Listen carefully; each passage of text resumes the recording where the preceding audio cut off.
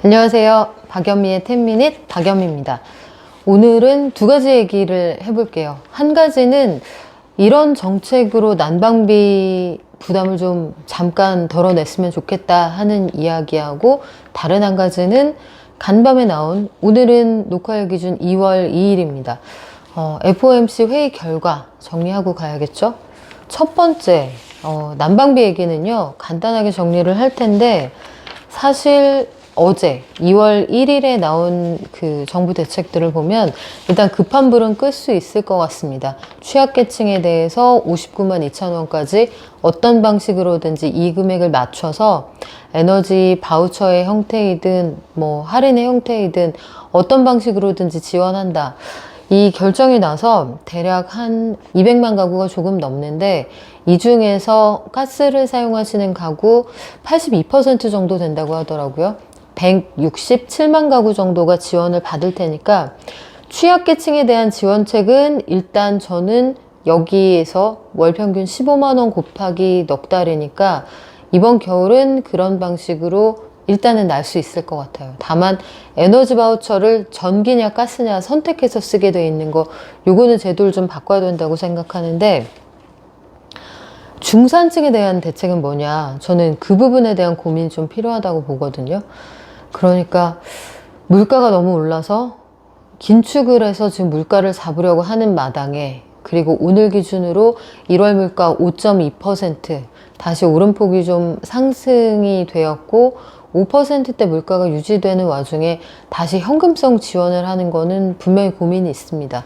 다만 중산층이 지금 느끼게 될 실질적인 원리금 부담 이야기, 고용시장의 한파, 특히 40대들의 고용률이 전 세대에 걸쳐서 최근 5년 동안 가장 낮았다는 거, 이런 것들을 종합적으로 고려하면 1분기 내수뿐만 아니라 올해 내내 경기를 지탱하기 위해서는 거의 재난적 수준인 이 난방비에 대한 간접적인 지원은 저는 한시적으로 좀 필요하다고 보거든요.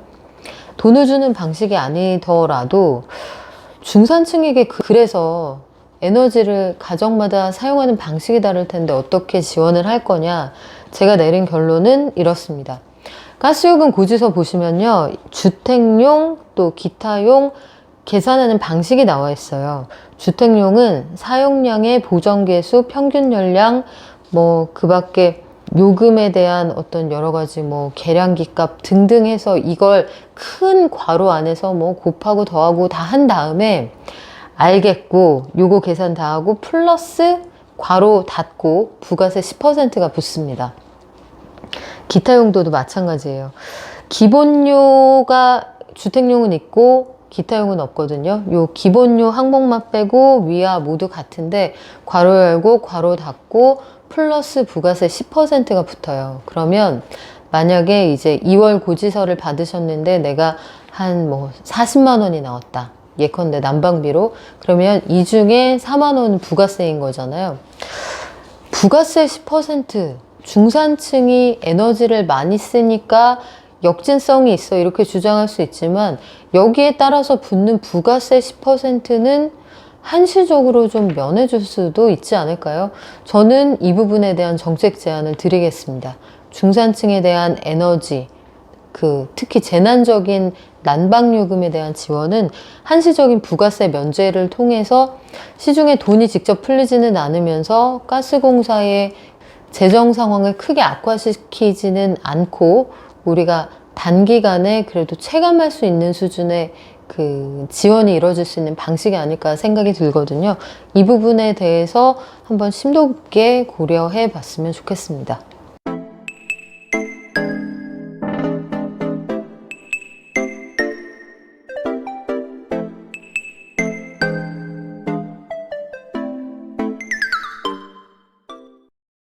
간밤에 FOMC 있었죠. 미국에서 예상한 대로 0.25%포인트 금리를 올렸습니다.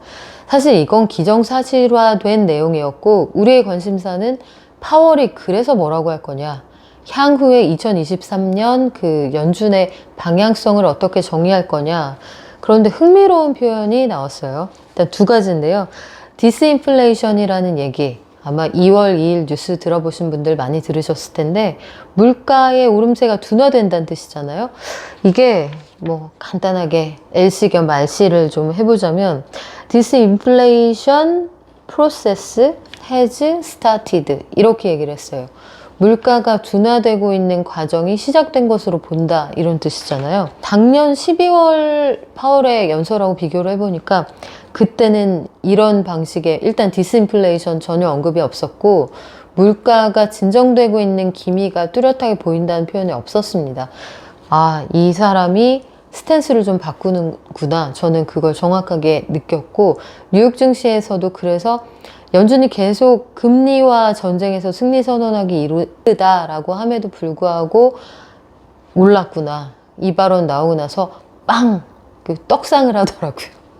좀 주춤하다가요. 그래서 이게 간밤 뉴욕 증시의 나스닥 2% 상승으로 이어졌다. 이렇게 이해하시면 되겠습니다. 처음으로 인플레이션 프로세스에서 이 하락 과정이 시작됐다는 표현이 나오기도 했고 또 한 가지는 그래서 앞으로 경로를 어떻게 할 거냐. 시장에서 굉장히 관심 있게 봤던 건 이번이 높게 금리를 올리는 이 사이클의 끝일 거냐 아니면 한두 번 더 갈 거냐. 일단 연준에서 파월 의장이 이야기한 건 이렇습니다. A couple of more rate hikes. 그러니까 한 두어 번 a couple of 우리 배우는 표현이잖아요. 한 두어 번 금리를 더 올릴 수도 있어. 그러니까 많아야 두 번. 많아야 두 번이면은 앞으로 남아있는 회의가 가장 근자에 가까운 게 3월, 5월에 있습니다. 그러면 아무리 늦어도 5월은 끝이야. 그런데 두어 번이라는 거는 내가 두 번 이상 할 거야. 그럼 굳이 그렇게 표현할 필요 없거든요. 한 번이 될지 두 번이 될지 모르겠는데 그 정도만 더 토핑을 하면 될 것 같아. 파월 의장의 발언을 저는 그렇게 읽었습니다. 3월에 한 번 올리고 말 건지 아니면 아직 2월 초니까 누적된 효과를 2월 한 달 더 보고 3월에 데이터를 봤는데 데이터 보니까 우리가 더 공격적으로 긴축할 명분이 소멸됐더라 이렇게 나올 수도 있습니다. 그래서 높아야 4.75에서 5. 저는 지난해부터 일관되게 예상하는 숫자가 그거거든요. 아무리 높아도 5. 작년에 뭐 말도 안 되게 5.7 뭐 이런 얘기도 나왔었는데 결국 금리 왜 올리는 거예요? 잘 먹고 잘 살려고 경제를 살리려고 하는 거기 때문에 경기 다 망가뜨리면서까지 그렇게 가기는 어렵다고 보고 있습니다. 그래서 2007년 이후에 미국 금리가 가장 높은 수준임에도 불구하고 간밤 뉴욕 증시는 환호했다. 오늘 우리 증시도 좋았죠. 코스피도 괜찮고 수급도 괜찮은 상황이고 일단 FOMC 오늘 소화하는 과정은 괜찮았고 이번 주 마무리 어떻게 하는지 내일 하루 더 지켜보고요.